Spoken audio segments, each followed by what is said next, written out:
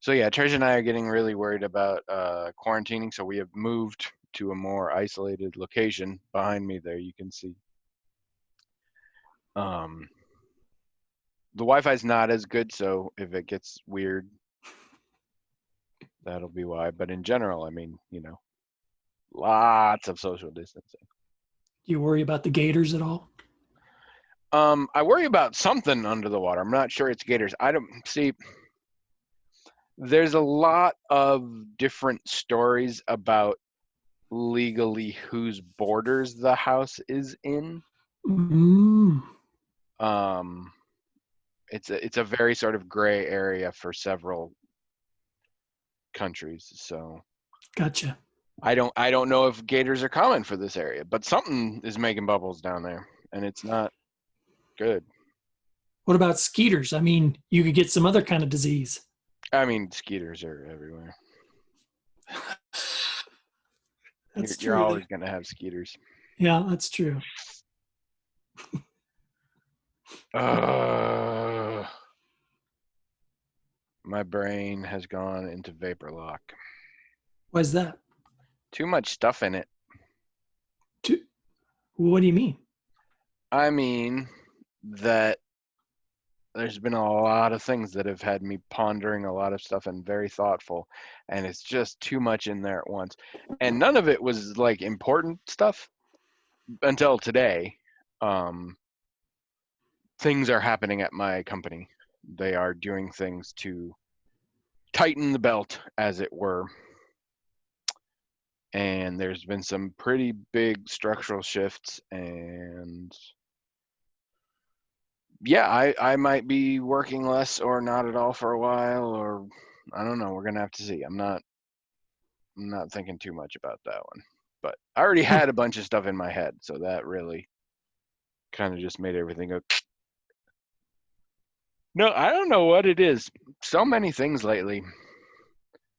And it's all like weird metaphysical, like none of it's important. It's like from video games and shows I'm watching and stuff, but it just got me pondering a lot of things.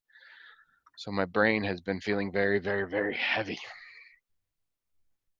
Well, like what? Do you want to talk about any of it or? But that's not, but we have things we have to do first. Oh, Excuse me. I've been taking melatonin the last couple of nights has that been helping? and magnesium. I think it's been doing something. Mm, So the first night I take it, it's a 3 milligram supplement, and I take it an hour before I plan to try and go to sleep because that's what it said. yep. And so I do that, and then I go to sleep an hour later, but I don't sleep. And so I read for a bit, and I don't sleep, and I read again. But when I read again, I feel very tired and like I'm having a hard time focusing on the words. Hmm. So I'm like, that's a sign I should stop, and I stop. But I'm still not falling asleep. So finally, I'm like, fuck it, and I get up. And I get up for about an hour, and I realize I feel weird. Like I feel drugged. Oh, really? I feel very like fuzzy and things, like I'd been drinking a bit or something. Hmm.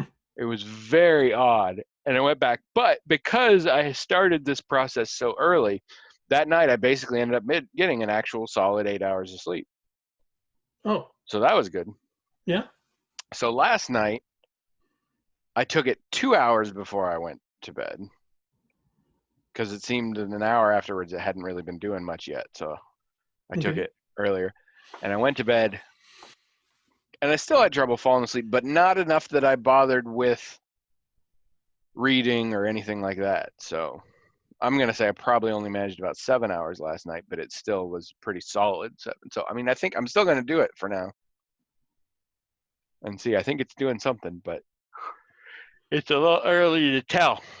Are you taking magnesium for the same reason? I'm taking magnesium for muscle relaxation because Trish read that it can help with the Jimmy legs, restless leg syndrome. Yes, I've heard that too. And I'm not bothered by restless leg syndrome, but my wife is bothered by restless leg syndrome, and it's my legs. So what the heck? Yep. Hello everyone. Welcome to the Magical Talking Hat podcast, the only podcast in the world with the heaviest brains of any podcast. Weigh them for yourself. Don't take my word for it. Figure it out. I'm Tony. And I'm William, and this is episode 480. Seriously. 480? Yes. You and I 480. knew this. And I can't even count that high. Heavy Yeah, brain. 400 Heavy brain. 480. For those of you who have never joined us before, we both live in isolated shacks. You can see the inside of his, the outside of mine. And this is our only contact with the outside world. It's mostly a show where we teach people how to make improvised explosive devices for whatever use they have. We don't judge or suggest. They But don't if you want to work. blow something up on the cheap, we're your guys. No, none of that is true. We have a hat. It's magical. That's true. In that it has its own email address, themagicaltalkinghat@gmail.com. And people, good people out there, people who are probably listening right now, excuse me, I wasn't yawning before this, I swear. People write in to that address, themagicaltalkinghat@gmail.com, with little notes, comments, topics, questions, things like that. The hat magically transmogrifies those emails into little note cards with the information written on them, manifest physically within the hat itself. It's dudes, draw the note cards out of the hat at random, read them on the air, talk about them till we're bored, do that for about an hour. That's the whole show, except the parts that aren't, which is most of it. And once again, I mean, we should be on YouTube and everything now that we're getting this. Somebody commented on one of our videos lately and I think subscribed, and I don't know who they are. Also, when somebody subscribes to your YouTube channel, you only get to see who it is if they've made it public. We have 11 subscribers, and only 4 of them have made it public, and the 4 of them are all expected, like people I would expect to be on there. What did the commenter say? I It don't doesn't matter. remember. Something can- positive, but fairly generically positive, if I'm honest. I And can they look had a banana avatar. Oh, So well, I don't know what that means. I think there was a name on there, but it wasn't a name I recognized, so maybe you would know it. You're always getting weird friends to listen to our podcast. I guess. Maybe it was my massage therapist. She supposedly listens now. Oh, have you been back? Or No, you we gonna haven't go- been able to, although hopefully next week. Oh, okay, good. She's called and she's talked, and her hours have had to change and stuff like that, but she's doing it, and they got a lot of protocols, and we discussed all that. And actually, we discussed my level of social distancing, because she's checking that out with all the customers, because that'll make a difference. So, all right. So, how has your week been? I mean, not a lot to talk about. You might know that HBO Max is a thing now. Yes, I'm pissed off Finally here. Why? because I can get it for free because I have HBO now. There are 2 major platforms that don't have it: Amazon Fire and Roku. So it's not showing up on my friggin' TV. Oh, well, I could use my PlayStation to look at it, so I might do that. We'll see. there were 2 things we saw that we didn't realize it was going to have in it. Well, we knew it was going to have it, but we didn't know it was going to have it the way they have it. The Warner Brothers cartoons, they have classic Warner Brothers cartoons going back to like the very first Warner Brothers cartoon or something. Ooh, I mean, so like the real they're all racist there. ones. Well, I see. That's the thing. I'm not sure about those. I'm not sure if they've taken some out, but there's a ton of them in there. Probably some that I actually haven't seen. So I might somewhere down the line be looking into that. But another thing they have is they have every single Sesame Street going back to 1969. No way. Yeah. Do they have So, the one where Buffy St. Cloud breastfeeds on air, and Big Bird said that he thought it seemed nice? I mean, if that is an episode, it must be there. It is an episode. I would think. Folk singer Buffy St. Clair breastfed on camera and explained it to Big Bird. Do you know when that was? 70s. Well, I want to say 72, but I don't know. It's probably there. I'm probably going to watch a lot of those too. I mean, you know, I mean, there's a lot of letters and numbers that you don't know yet, so I think that's probably good. And you've never been good on near versus far. Yeah, I really need practice on that one. Yeah. But you know, as I always say, when I was little, I was a big Warner Brothers cartoon fan and a big Muppets fan. And the thing is, you know, there's a lot of Muppets that they're not like on the Muppet Show. They're only on Sesame Street. Yeah. And some of their best gags are on Sesame Street. Like the Muppet Show, as cool as it was, they didn't have a comedy duo act like, you know, Abbott and Costello. They didn't have that on the Muppet Show, but you had Bert and Ernie on Sesame Street. Yeah. And there's some great gags there. You know, Cookie Monsters on Sesame Street. Grover's on Sesame Street. No, there's a lot. Like, there's both Sesame Street and Muppet Show. Complete lack of Skeksis. But if you watch Dark Crystal, they're all in there. Right. What I'm saying. I mean, you gotta. And I'm a big fan of. I don't know about the Gelfling situation. I'm a big fan of Kermit Scooter the Frog. was Scooter a Gelfling? No, I'm a big fan of Kermit the Frog, and Kermit's best stuff is on Sesame Street. On the Muppet Show, he's a very particular kind of character, and he does very particular kinds of things. He's busy. He's got work to do. But he's running that whole show. That's right, and which I love. I love that. That's one of the reasons he's my favorite Muppet. But when the sketches he gets to do are mostly on Sesame Street. So, and it's usually being a reporter. Yep. Or screwing with children. Well, and all of Grover's thing where he's a waiter or whatever. Those are great. The waiter sketches with Grover are good. Yeah, and Grover also spends a lot of time screwing with children. Well, and the thing is too that when Sesame Street doesn't have things that are Muppet stuff, like they have little animated shorts and whatever, some of those are pretty Can't good. tell hero by his size, I'm just a teeny little super guy. I was literally singing that in the shower 2 days ago. So I might watch a lot of Sesame Street. Old school. I mean, that tracks. I mean, as soon as it starts getting into Elmo territory, I'll probably quit. Right. I mean, not my thing. I have such raging ambivalence towards Elmo. On a variety of levels, including a lot of the history of the guy who does Elmo. And well, Elmo seems to veer into Grover's lane, and I don't like that. Well, and so I was just the age where when Elmo happened, I was just at the age that I was just barely aware of Sesame Street anymore. And so I was pissed off that they were changing something. Oh. So, like, I was absolutely at the age where, like, fuck that new guy. Like, that was my Joel versus Mike on Mystery Science Theater. That was my switching Darrens on Bewitched. Elmo, I was like, who the fuck is this little red Grover with the really jarring voice who's now running everything? So I don't know if I ever told you this, but I went to a puppeteering convention while we worked at Applied. Again, that makes sense.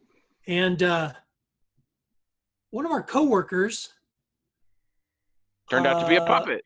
No, it was a big fan of Big Bird, and I think I knew that there was going to be some Henson stuff down there or something. But anyway, she asked me to get Big Bird's autograph. I think she asked me to get a feather from Big Bird. I think she actually asked me to do that. That might count as a hate crime. Well, I mean, I think she was kind of joking, right? You did it, didn't you?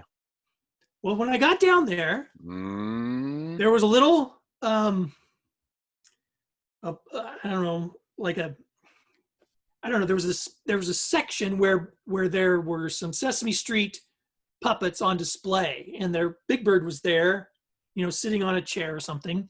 And it so happened one of his yellow feathers had fallen on the floor. It so happened, huh? I'm telling you, it wasn't even in the roped area. Like I didn't have to break any rules at all. Officer, this VCR fell off a truck when it was driving by my house. I swear. I didn't have to go into the roped area. I didn't have to reach over there. Nope, it was right there on the floor. He did, but it was purely for fun. Where I could easily get it, I just picked it up and took it. Are there any witnesses? No, none you would trust. My wife. Your current wife? Yes. I might trust her. Okay, well, she can tell you. All right. And you know, you think me I being want her to such tell me alone though, because I don't want it to be like he's crazy, and I don't want to disrupt his delusion. Now, being the fan of the Muppets today, and I like Big Bird. I'm a fan of Big Birds. You'd think I would have thought, well, I didn't even think I was going to get a Big Bird feather, so there's no way I'm even going to tell this coworker of mine that I even got it. Oh no, 100% you're giving it to your coworker. I did. How'd you know? Because you're you. In general, a halfway decent person, if somebody's like, could you get me a feather of Big Bird? And you're like, that's not happening. And then the universe puts one in your hand. Like, you're kind of an asshole if you don't give it to them. But beyond that, like, I don't think you believe in owning possessions if you think somebody else might want them. Like, it's like, if I don't give this person my stuff, they'll be less happy than they are. So I got to do that to feed the gnawing hole in my chest that tells me I'm not good enough 24 hours a day, 7 days a week. Here, take this money. Okay, well, sure. Basically. I gave it to the person. I didn't even I didn't even think of keeping it for myself until just now. Like, without a doubt. Like, I'm messing with you in that I do believe your story. If at this point you had said you kept it, I would have called bullshit. I would have been like, you are lying. Because the reason I was thinking of it just now was because unless I saw actual tears while you were telling me. I didn't think that you would believe me if I didn't have it, but I don't have it because I gave it. Of course not. But you know, another thing I could have done while I was there is if I wanted ripped another one off and taken the beak. I could have. There was nobody there. Nobody would have known. You could have just fireman carried the whole goddamn bird and run for the door. Maybe not that, but I could have taken as many feathers probably as I wanted, you know, without taking too many. That, you know, where there'd be a bald spot or whatever. No, hey, Bert, you notice how Big Bird's got this bald patch in the back? Ernie, we're not talking about that. It was a terrible incident in Iowa. It wasn't in Iowa. It was in Fort Lauderdale. Sorry, my joke doesn't work then. No, yeah, I mean. Actually. I mean, there might have been more just on the floor there, and I didn't even. You haven't been to a Disney park since they bought the Muppets, have you? Well, I mean, you know, they had a Muppet attraction in Walt Disney World. They've had one for years. The Muppet 3-Day Spectacular? Yeah. Okay, so you have seen that, because I love that attraction. Oh, yeah, me too. I don't know if it's still there, though. It is. I mean, it was as of the last time I went, which was like 2 years ago. Oh, because, I mean, I've been on it. I went twice. It was great. Okay, I hope we're talking about the same thing. You go into a theater and they show you a show and it's in 3D. And Jim Henson is voicing Kermit. It's like that old. Okay. I mean, is it? No, I'm asking. I have no idea. Oh. I couldn't tell you a different Kermit voice from another if you paid me. Oh, I bet you could. But I could probably tell you that's not the one I heard a minute ago. I don't think I could pick Jim Henson out of a vocal lineup. Okay. I don't know what you'd call a vocal lineup. Anyway, right. Kermit, give me your money and don't try anything funny. Number 1. All right. Number 2, give me your money. So I'll probably be watching Sesame Street, and I'll probably be watching old Warner Brothers cartoons. They're making new ones. I'll probably watch some of those too to see if they're any good, but I don't think I'll like them. But I might like them.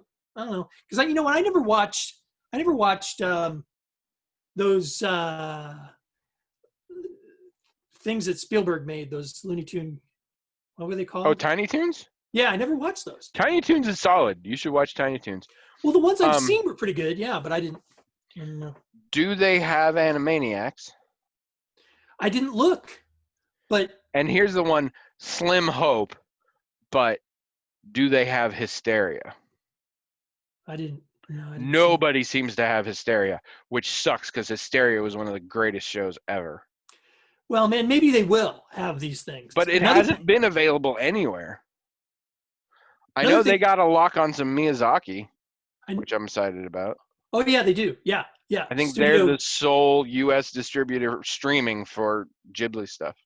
Yeah, it's like My Neighbor Totoro or whatever, that thing you always talk about. They've got that. They've got all the Studio Ghibli stuff. But good. They don't have Batman the Animated Series because apparently that's still on the DC. Because the DC one still exists. Yeah, but why should that even matter? I mean, why couldn't it be in both places? I mean, who cares? Well, I mean, you need to. If everything's in both places, there's no incentive for anybody to buy the other one. So you have to have some exclusivity. Yeah, but why they picked that one, I don't know why.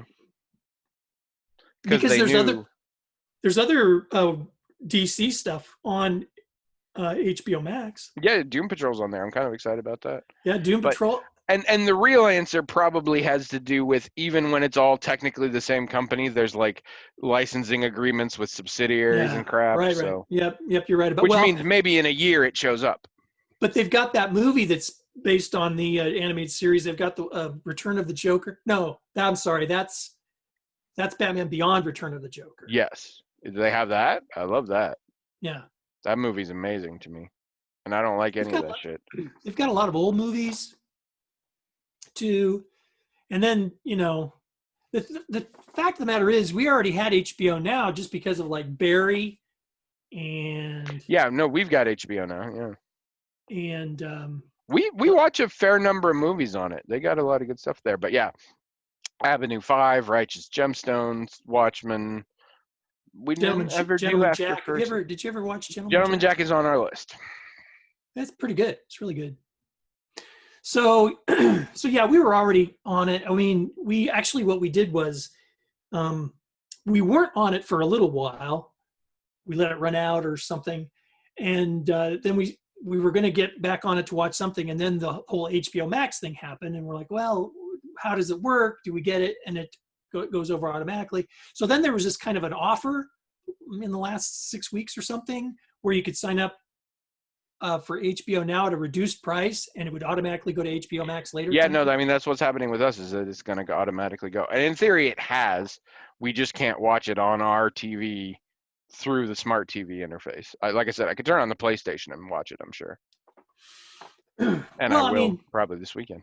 Yeah, I mean, I encourage you to do it because I think you'll find some cool stuff. And there's a lot of horror offerings, lots of them. Nice. Warner Brothers and Universal makes a lot of horror.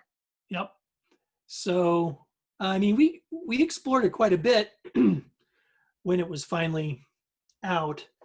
But, you know, when my wife's going through anything like Netflix or anything like that, and she's like scrolling through, my eyes can't take it. So I'm sure there were a lot of things I didn't see. I just kind of had to let her, you know, with my eyes closed, do whatever. Yeah. That same day, they were supposed to launch the Crew Dragon from Florida, and it got the rocket, yeah. And I got scrubbed because I was trying to figure out what video streaming service was Crew Dragon. No, they were supposed to launch, and there was pre-launch footage. I watched. Supposedly they did it today. Now, did they do it today? No, it's Saturday.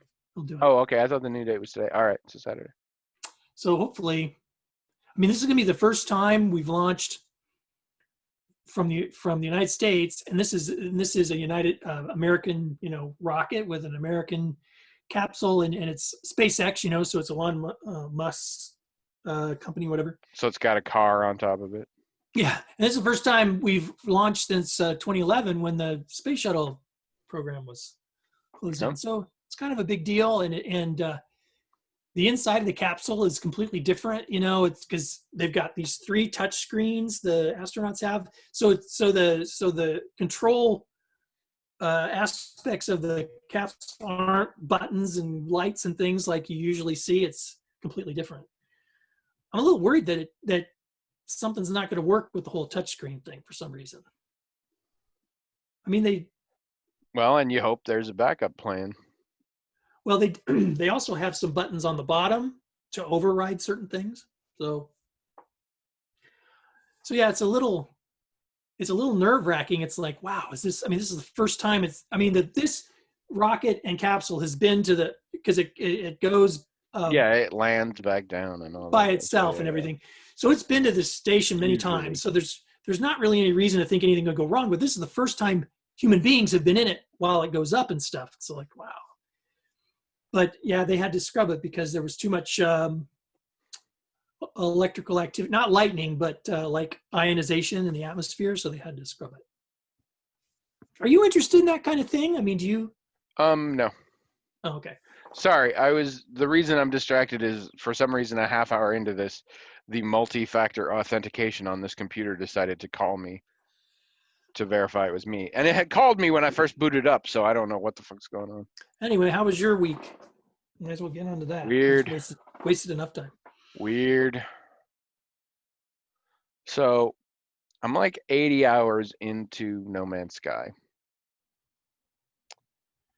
And I'm basically done with the main plot line. Oh, okay. Partially because I found it very interesting, but also partially I got something that unlocked certain new areas, and in those areas are these terminals that will give you more backstory and lore and stuff like that. But you can't access them until you have a specific item. Right. And I was told from what I looked up that you get that item from a certain part in the main quest. Right. And so I've been doing that so I can get that because I'm loving the lore. I compare this game a lot to a lot of other open world games, most of the Bethesda ones, the Elder Scrolls games, the Fallout games, and it is a fairly fair comparison.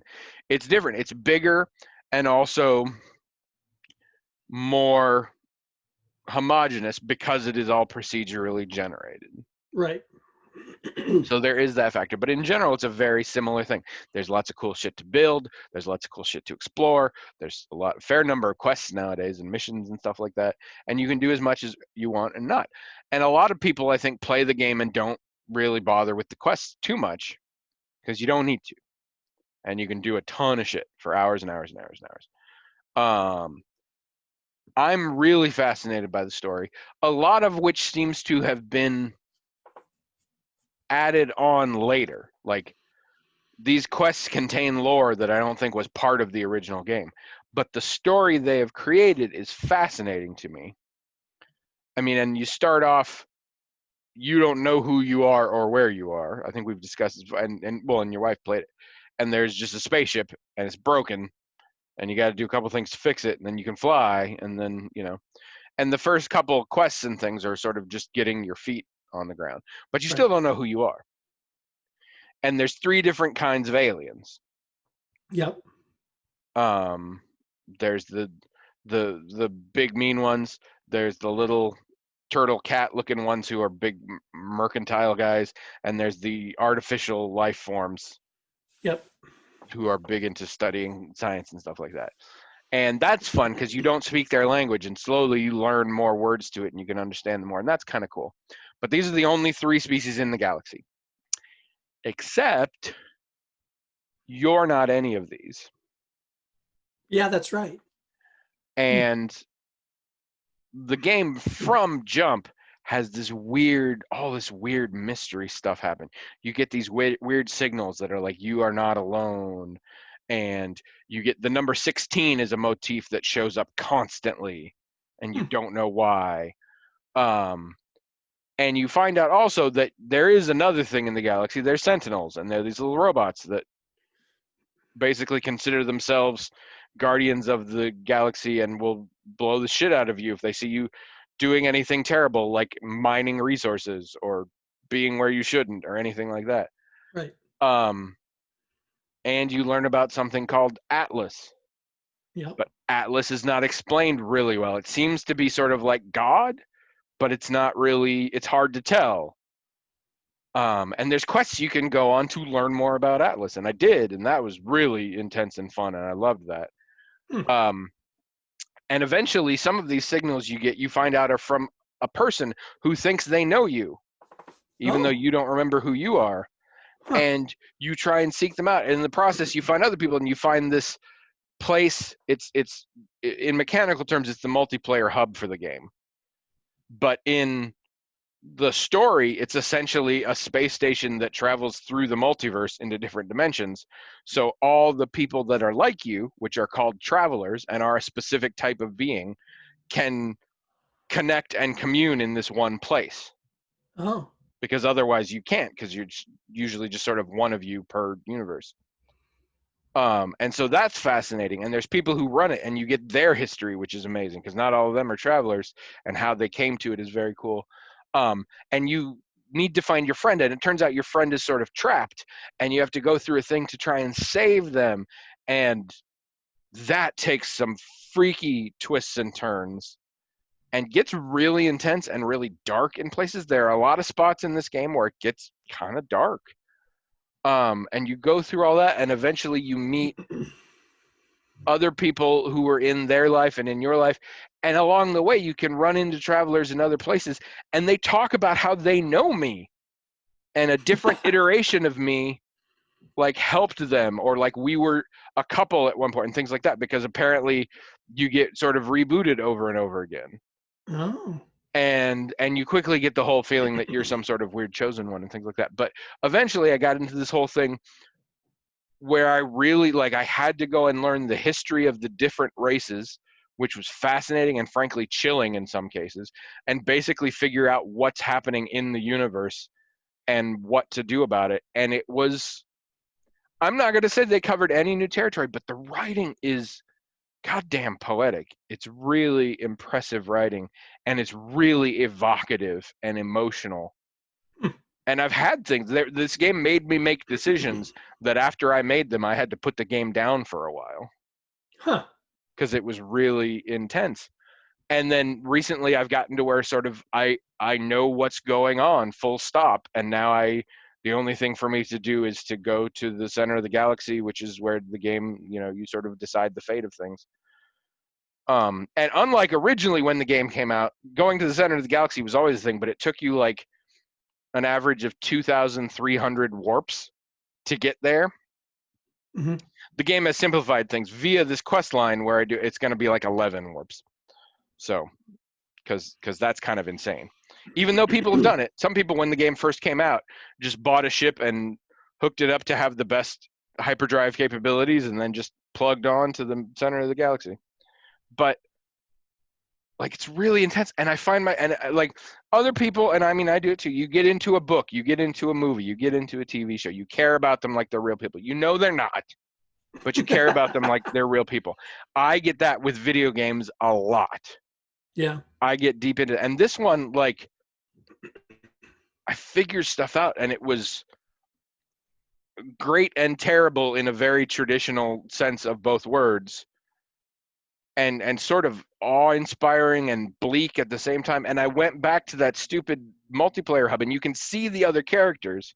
You can't talk to people, but there's like little motions you can do. But I can see and I know they're just other players doing all the stuff there.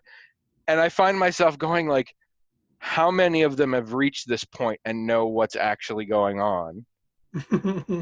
Yeah. But in my head, it's like literally like how many of my fellow travelers know what's really happening, and is that a blessing or like I got deep into it, and it's still kind of, and I mean I couldn't handle it, so I had to wiki a lot of stuff about what's gonna happen before I made my decisions, because it's kind of freaky. And I don't know, I'll probably I haven't been playing it much for the last couple of days for this reason, but it's put a lot of existential shit in my head really heavily. Okay. And on top of that, I've been watching. I watched the Dropouts D&D live games, Yeah. and I'm watching this one. I don't remember if I talked about it or not, called The Unsleeping City. It's a single season campaign, and it's set in New York City.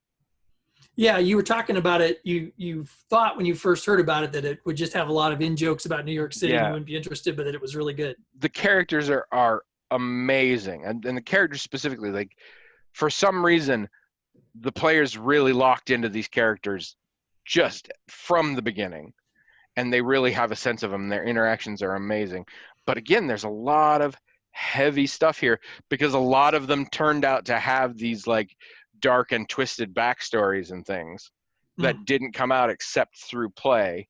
Hmm. um and that has been really fascinating to me. That's just very sort of emotional. And I watched a couple of very interesting movies this week. Trish made me watch one. It's on Netflix. It's called Mr. Right. It's not how you spell your name. It's like as opposed to Mr. Left. Or Mr. It, Wrong. yeah, it's from 2015.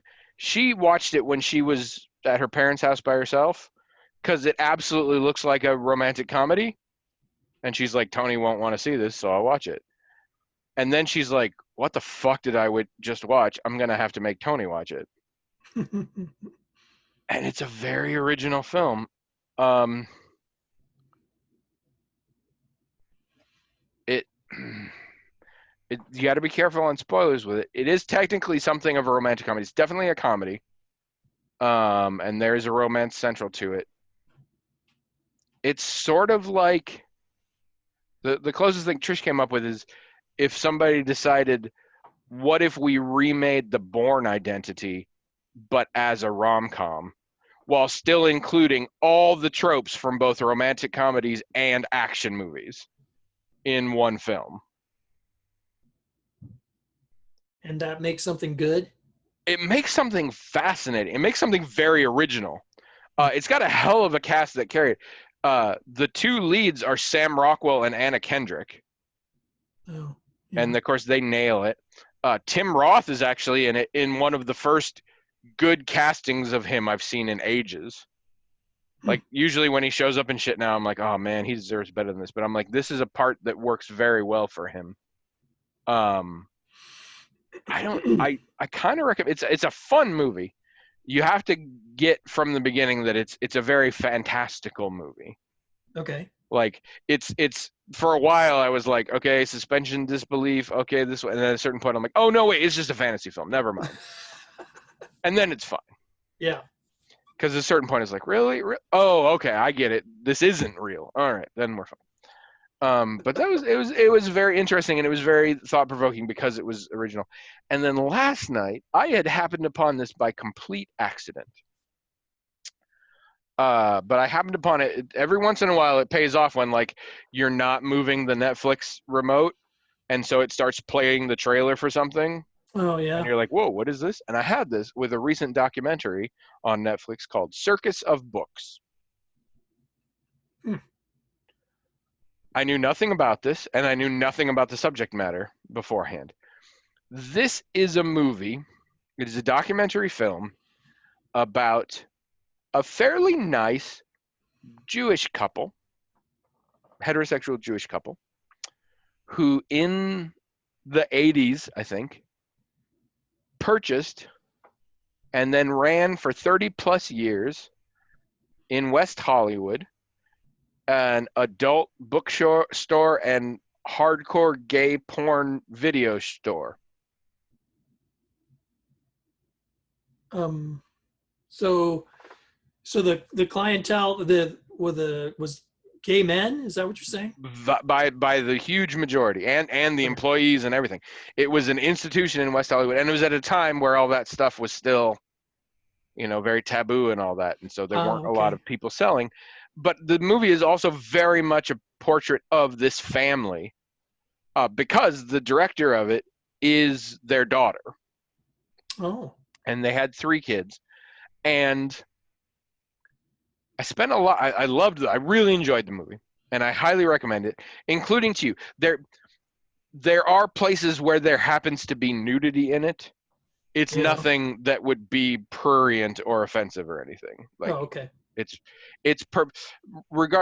Unless the concept I just described to you offends you, this is a movie you'll be fine with watching, anyone.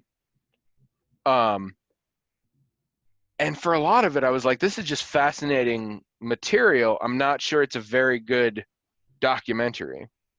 Hmm. And a lot of that was the director seemed too involved. Right. Well, But by the yeah. time it finished, I was like, no, she knew that and she did it on purpose. I think it was actually a really brilliantly filmed Hmm. documentary. Okay. Um, and it deals and there's a whole bunch of other people that they interview and all this, including a lot of activists at the time, um, former big deal gay porn stars, and like where the some who still live. I mean, and we discussed because of course during the middle of this was the huge AIDS crisis. Right. Um, and the families were, because of course the kids never knew what the place was. Oh. Their parents very much didn't want them to know because they were worried it would make them ostracized at school and stuff like that. And that's a whole thing. And there's other interesting sort of subplots that appear. And it's very fun and it's very entertaining, but it's fascinating as a look at gay culture at the time, as a look at the war on pornography, Yeah. just as the Reagan era war on pornography, which was a very real and horrible thing, and a look at this family, which is a really interesting family, and like the parents are deeply in love, but vastly different people. I say Jewish couple. He's basically completely non-religious, and she's very devout. Hmm. Um, and they're very opposite sort of personalities and things, and they have these 3 kids that are all very different. Um, yeah, it's fascinating. It's Hmm. fascinating, and it gave me a lot to think about. I have to be circumspect because I don't want to get. There was a point in it that meant a lot to me lately. So I'm a bit of a lunatic. Most people who know me as a fairly laid back, relaxed, accepting individual. Sure. I spend a lot of time not being like that, but it's all for jokes. Um, People who have known me long enough know me before I was medicated and know that I had quite the temper and would run hot and cold very quickly. And people who know me long enough know that sometimes I lose my shit. And it's lessened over the years as I get older and more mature and as my med levels are good and stuff like that. But it means that amongst even my closest friends today, I've done things that I like, terrible thing. I've treated them very poorly at times. And I have lost friends over those kind of things, but I mean, I've also got some that still are around me and love me and think I'm great and all that. And there's a point in this documentary where we get one of the subjects gets very heavy into like the things you can't take back. Hmm. And it involves relationships that they still maintain, and they're like, and I do better now and I work to that, but it doesn't take away what happened before, and nothing will. Hmm. And that has been on my mind recently. I've had some friends that have been in need of support lately, and I've offered it and they've accepted it and it's very good, but it just sort of reminded me that there's things you fuck up you don't get to fix, and sometimes it's very obvious that you don't get to fix them, but sometimes it's just things that I was really horrible to this person one time, like really horrible, and we talked it out and we resolved it and we are friends again and whatever. That still exists. Hmm. That didn't go away, and there's not a certain level of goodness that makes up for it.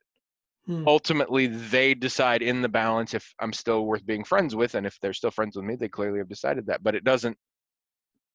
I don't know. It's akin to that thing where I talk about like Bill Cosby was a horrible man for those things that he did. Bill Cosby was also a brilliant comedian who did great things for black people in movies and television and so forth. And both of those things can be true, and neither of them erases the other or counters the other or makes up for the other or anything like that. Right. And that's such a hard position to be in, but I think it's very important to understand that and to be okay with that. And that is something that I have been pondering. It's another one of the things that's been heavy in my brain lately. That you don't really fix mistakes. You do better. I mean, sometimes there are literal things you can fix, but it's not like I was bad and now I'm good, so that made up for when I was bad. No, you were bad and now you're good, and you should keep being good. Yeah. Which can also be helpful though, because it means in a lot of times when you make a mistake, it's not over. Right. You can make a mistake and it's long, I don't know, maybe this isn't true for everybody else, but when I was younger, the concept that there could be a married couple and someone would have an affair, to me, by definition, had to mean they were getting divorced. And nowadays I'm like, no, it means like it's all individualized. Don't get me wrong, I still think in most cases it probably would end up in divorce. Yeah. But you're not under obligation for that, and the situation varies, and like Trish and I have talked about, I mean, it's not an issue. Like in general, but on the scale of things that we could do that would damage our relationship, one of us having a one night stand with someone else is actually fairly low on the list. Yeah. And I don't know, that was fascinating to me. And it, again, in the documentary, it's very, very sincere and it's brilliantly edited. There's some lines that are just phenomenal, and they're only phenomenal because you've had an arc that got you to those lines. Sure. Right. Yeah. But at 100%, I believe none of the footage is staged because, frankly, it's clumsy enough. Yeah. And I don't know. I don't know what your thoughts are on this. We were talking about sort of the evolution of documentaries, and documentaries originally were supposed to be this unbiased, impartial observer. And the sad truth is that doesn't exist. No.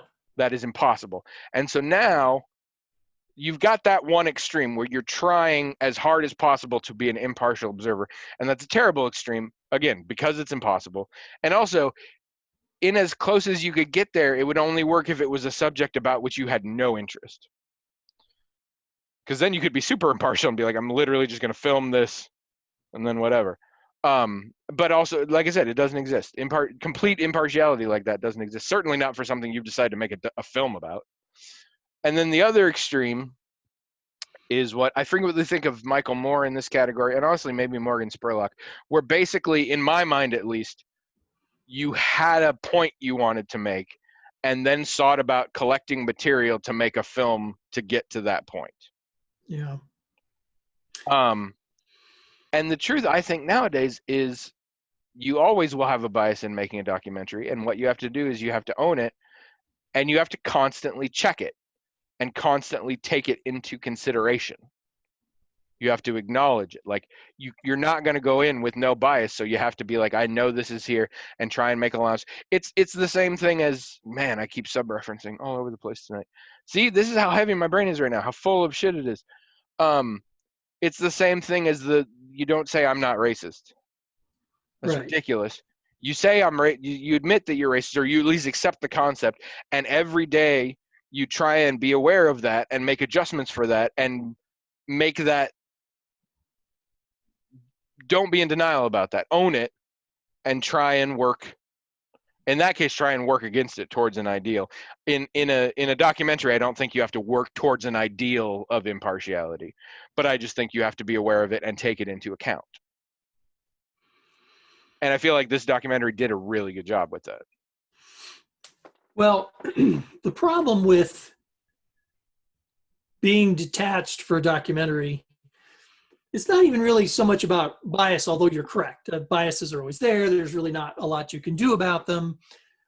Although you can, as you also have sort of pointed out, you can challenge those biases. You really need to surround yourself with other people, who will check your biases sometimes. Try to pick people in your project that maybe have a different point of view. But the sort of built-in problem with any filmmaking venture is the story is always told in the editing room. Yeah. And that's not just true for fiction, that's true for everything. Yep. You cannot help but tell the story, a story in the editing room. It will happen. Yeah. So it's bias. You can think you don't have biases, or that you have enough people on your crew that you're going to get rid of some of those biases, but you will tell a story. Yeah.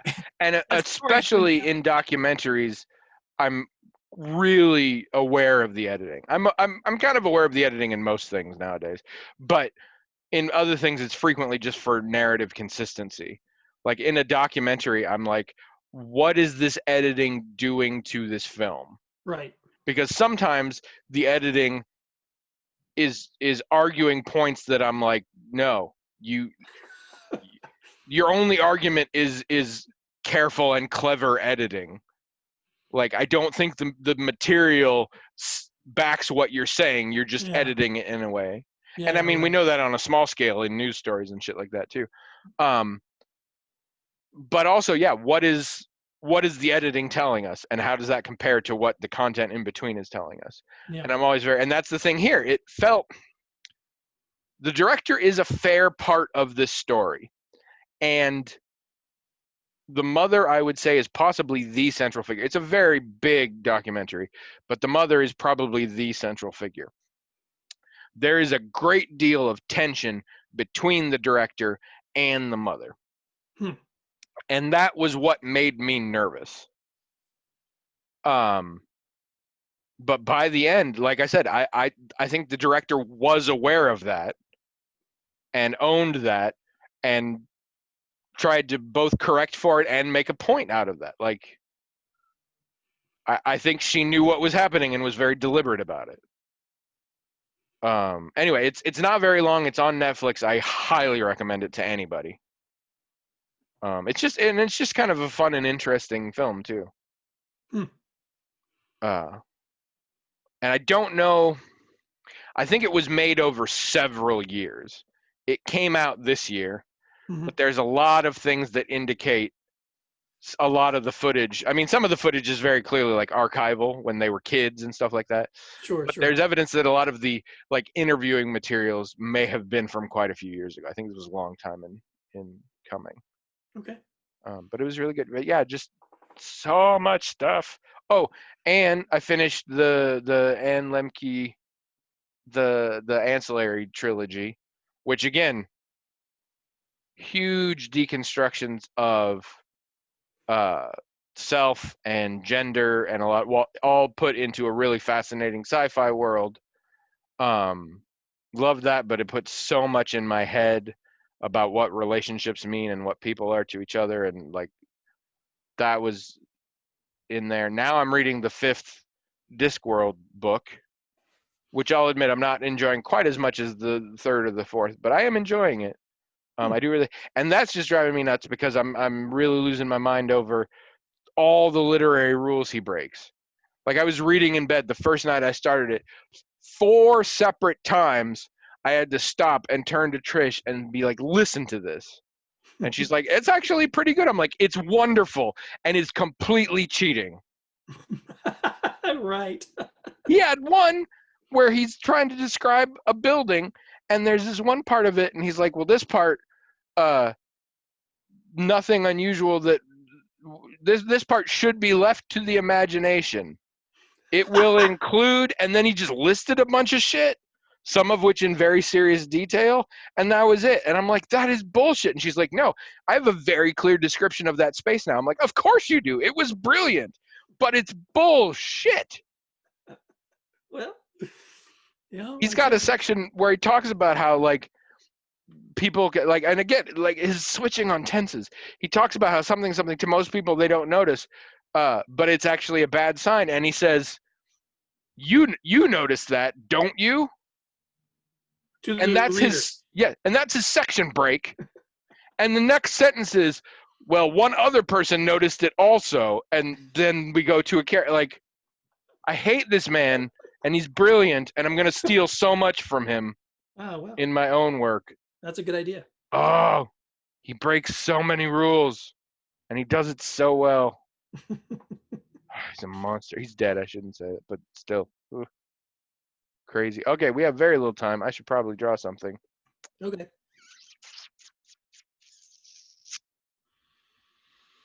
This one's from Stu, who I don't think is caught up at all, but who is going to be your first virtual guest on the Magical Zooming Hat podcast?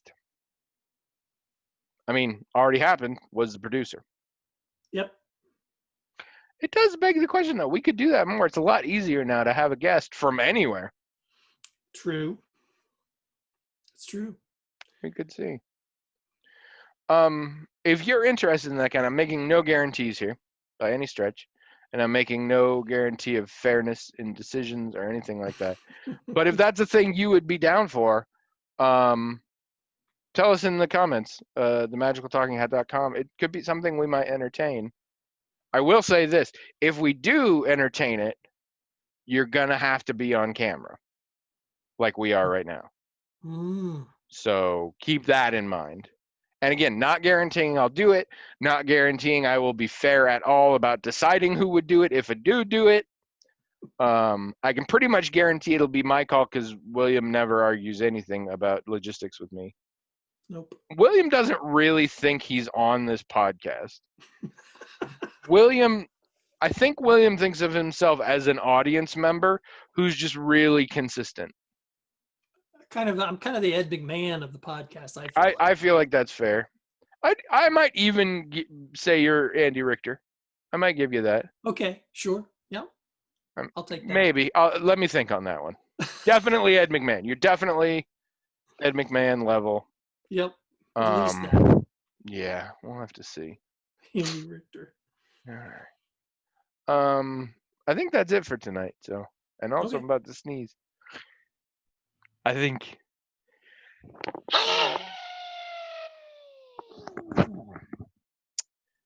That was a doozy. My brain is not heavy anymore. It all shot out the back. Do you remember Wendy, who we used to work with in accounting? I do. If people would stifle their sneezes, she would get really mad because supposedly it's not good for you. But she'd always say, "You keep doing that, you're gonna blow a bubble out the back of your neck." Blow a bubble out the back like of your neck. Yeah, like all the pressure would in a bubble out the back, right? Yeah, that's terrible. Oh, that was pretty funny. Thanks for that. All right, so yeah, go to magicaltalkinghat.com and talk about any of this stuff, the crazy shit I've been talking about, or whatever William was talking about before. I've already blanked it out. Or yeah, if you are interested, or even if you're not interested, your thoughts on the idea. Maybe you think it's a really shitty idea to be sticking random other people because we have such a good vibe going. Oh yeah, the vibe is amazing. It would throw it off. Don't want to throw like if we got a third person, what if they started defending William from my abuse? Yeah. The whole show goes in the toilet then. In the toilet. What if they piled on? We might literally kill him. I mean, I think there's a lot of... So yeah, so give us your views on that. magicaltalkinghat.com. And otherwise, keep listening, and we will see you again next week.